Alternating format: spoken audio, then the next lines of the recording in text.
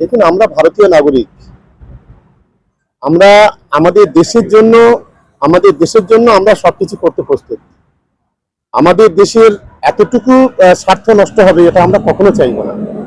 স্বাভাবিক কারণে ইন্ডিয়া গভর্নমেন্টের উচিত যে আমাদের যে সীমানা নির্ধারণ করা এবং সেটাতে কাঁটাতার হোক, ব্যারিকেড হোক করে দেওয়া, এটাই আমরা চাই। কিন্তু দেওয়া হচ্ছে না তো, মানে বলা হচ্ছে জমি দেওয়া হচ্ছে না কাটাতারি। এটা তো একটা ইস্যু। তাহলে কেন্দ্রীয় সরকারের উচিত রাজ্য সরকারের সঙ্গে কথা বলা এবং সেই বলে তার সমাধান করা। কারণ আমরা তো অনেক জায়গায় ভিজিটে গিয়েছি, সেখানেও দেখেছি বেশ কিছু জায়গা এখনো পর্যন্ত খালি আছে। অবিলম্বে রাজ্য সরকারকে বাদ দিয়ে নয়, রাজ্য সরকারের সঙ্গে আলাপ আলোচনা করে নিশ্চিতভাবে সমাধান করা উচিত বলে আমি অন্তত মনে করি। রাজ্য সরকার তো সমাধান চাইছে না, বিজেপি। এটা সম্পূর্ণ বিজেপির এদের কালচার। এদের কাজ হলো যে কোনোভাবে রাজ্য সরকারকে দোষী করা, রাজ্যের সঙ্গে কোনো বিষয়ে কোঅপারেশন করে না। আসলে রাজ্যকে বিভিন্নভাবে বঞ্চিত করার যে অভিপ্রায়, সেটা স্বাধীনতার পর সর্বপ্রথম এই সরকার, নরেন্দ্র মোদী সরকারে আমরা দেখছি। কারণ আজকে আপনারাই দেখছেন, আপনাদের মিডিয়াতেও আমরা দেখি, বাংলার অপরাধ হলো বাংলার মানুষ সাম্প্রদায়িক দাঙ্গা চায় না। বাংলার মানুষ ধর্ম নিরপেক্ষতার প্রশ্নে ঐক্যবদ্ধ। বাংলার মানুষ হিন্দু মুসলমানের একটা সম্প্রীতি চায়, যার কারণে হয়তো 2021-এ ভোটে জিততে পারেনি, 2023-এ জিততে পারেনি, 2024-এ জিততে। দেখুন, এটা রাজ্য সরকার আর কেন্দ্রীয় সরকারের বিষয়। এটা সম্পূর্ণ নিশ্চয় রাজ্য সরকার, কেন্দ্রীয় সরকার বুঝবে। এটা আমাদের কি রোল আছে? আপনি কি করতে পারেন? আমরা কি করতে, আমরা একজন সাধারণ নাগরিক হিসেবে যতটুকু কর্তব্য ততটুকু পারি। আপনি নওশাদ সিদ্দিকীকে জঙ্গি নেতা বলেছিলেন, সেই নিয়ে আজকে নওশাদ সিদ্দিকী ব্যাংশাল আদালতে আপনার বিরুদ্ধে মামলা দায়ের করেছেন। দেখুন, আপনারা জানেন যে 2023-এ যেদিন ভোট গণনা হয়, সেই ভোট গণনার ডিসিআর এর দায়িত্বে ছিলেন সেন্ট্রাল ফোর্স, পাঞ্জাব পুলিশ এবং রাজ্যের প্রায় 250 জন পুলিশ, মোট 450 পুলিশ সেখানে ছিল। সেদিন ভোট গণনার দিনে আপনাদেরও মিডিয়া সব চ্যানেলগুলো দেখিয়েছে যেভাবে সেন্ট্রাল ফোর্সের বিরুদ্ধে গুলি, বোমা, বন্দুক যেভাবে ব্যবহার করা হয়েছে। 3 জন আইএসএফ এর কর্মী সেদিন মারাও গিয়েছিল গুলিতে। স্বাভাবিক কারণে আমি মনে করি ও একজন জঙ্গি নেতা। পিছন থেকে মদত দিয়ে যেভাবে এই রক্তের হোলি খেলা করানো হয়েছে, এটা একেবারে এই ধরনের মনোভাব না থাকলে হয় না। স্বাভাবিক কারণে কোর্টে গেলে আমরা নিশ্চিতভাবে আইনগতভাবে যা জবাব দেওয়ার আমরা দেবো। এভাবে আমাদের ভয় দেখানো যাবে না। মোটেই না, অপরাধ বলে আমি মনে করি না। তোর আইনের পথে চল। বলছি, আপনি মালদার ঘটনাটা দেখেছেন এবং মালদার ঘটনায় যে তৃণমূলের নেতা মারা গেল, তার আজকে যাকে গ্রেফতার করা হয়েছে তিনি ওখানকার চেয়ারম্যান। এই গ্রেফতার হয়েছে, ইতিমধ্যেই রাজ্য পুলিশ তাকে গ্রেফতার করেছে। এটাকে আপনারা কিভাবে দেখছেন? দেখুন, বাংলাতে বিজেপির সরকার নয়, বাংলাতে তৃণমূলের সরকার, মামাটি মঞ্চের সরকার। আর যার মুখ্যমন্ত্রী, যার স্বরাষ্ট্রমন্ত্রী হচ্ছে মমতা বন্দ্যোপাধ্যায়।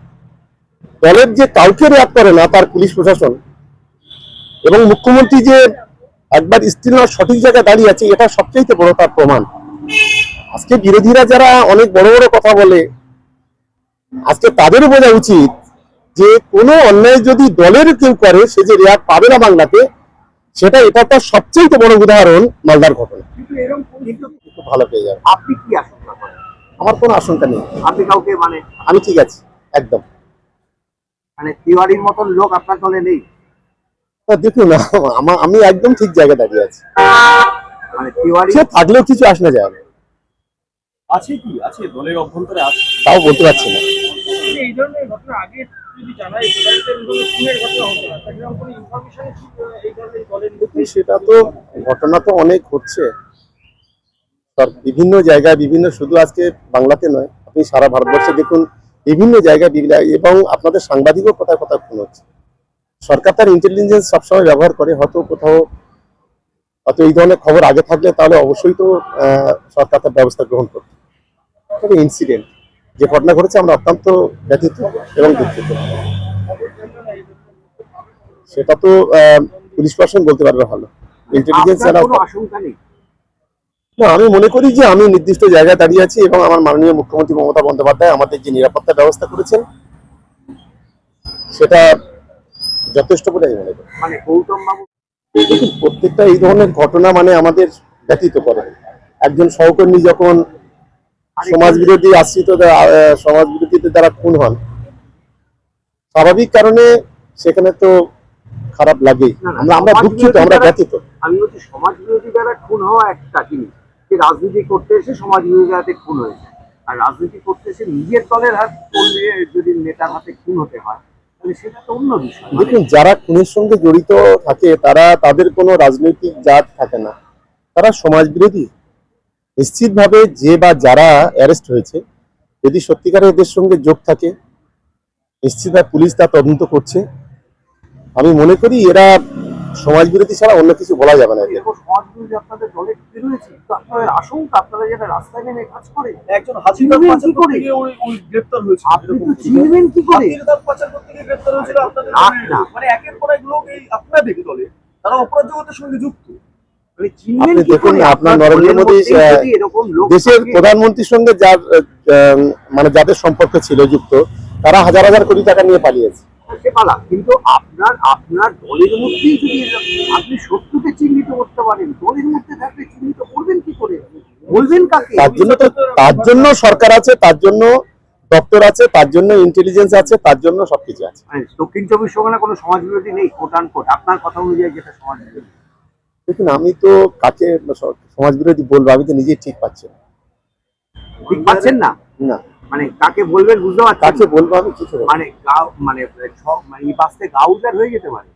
না, না, তাও বলছি না, তাও বলছি না। মালদার এই ঘটনা কালকে ত্রিপুরাতে যে ঘটনা ঘটলো, চোরাচালানকারীরা আসছিল, বাংলাদেশে বিএসএফ আটকাতে গিয়েছিল, সেই সময় দাঁড়িয়ে তাদের উপর আক্রমণ করা হয়। এই যে বারবারন্তটা কিভাবে দেখছেন? সঙ্গে মালদারও কেস আছে একটা।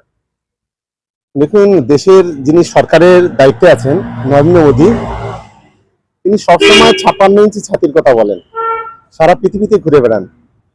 তো আজকে যারা বিএসএফ এর আক্রমণ করছে বা যে বা যারা, সে বিষয়ে ইন্ডিয়া গভর্নমেন্ট সেইভাবে পদক্ষেপ নিচ্ছে না কেন? কারণ বিএসএফ হলো আমাদের ভারতীয় সেনাবাহিনী, আমাদের কাছে গর্বের। স্বাভাবিক কারণে তাদের উপরে যদি কেউ আক্রমণ করে, সেই দপ্তরের সংশ্লিষ্ট দপ্তরের মাথায় বসে আছেন অমিত শাহ, দেশের প্রধানমন্ত্রী নরেন্দ্র মোদী, তারা চুপ করে বসে আছে কেন? তাদের সেই ধরনের পদক্ষেপ নেওয়া উচিত বলে আমি মনে করি। আর একটা বিষয় যে মালদাতে খুন হয়ে গেছে, রাজীব গান্ধীও খুন হয়ে গেছে। স্বাভাবিক কারণে এটা প্রকৃতির নিয়ম, এটা শত্রু থাকবে, মিত্র থাকবে, তার মাঝখান দিয়ে চলতে থাকতো, হয়তো এইভাবে তাকে মরতে হতো না। সেটা আমাদের মাননীয় মুখ্যমন্ত্রী বিষয়টাকে ক্লিয়ার করে দিয়েছেন গত কয়েকদিন আগে সভাতে। আপনার আশঙ্কা নেই? আপনি বারংবার বলছেন এই মুহূর্তে আপনার সঙ্গে যার বিবাদ নিয়ে চর্চা, সে আরাবুল ইসলাম বারংবার প্রাণ সংশয়ের আশঙ্কা। No comments. আপনার সঙ্গে এই মুহূর্তে বিবাদ?